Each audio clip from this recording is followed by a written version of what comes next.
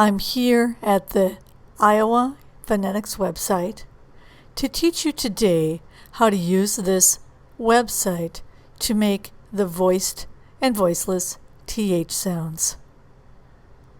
Once you get onto the website, again the Phonetics website, the Sounds of American English from the University of Iowa, I want you to click the word place.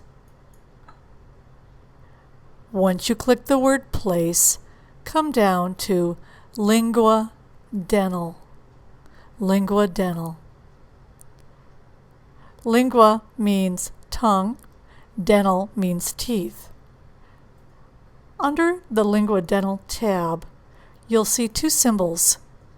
The first symbol is for the voiceless TH sound. The second symbol is for the voiced TH sound. American English has two TH sounds. Let's look at the voiceless sound first. Both sounds, Lingua Dental, you'll see when you play it, the tip of the tongue is placed between the teeth. The voiceless sound that you're looking at now does not create a strong vibration here in the vocal cords. Let's take a look at the facial diagram. Look at the tongue. Just the tip of the tongue comes between the teeth. That's the voiceless TH. Let's move over to the voiced sound. Now the tongue placement is the same. If you watch,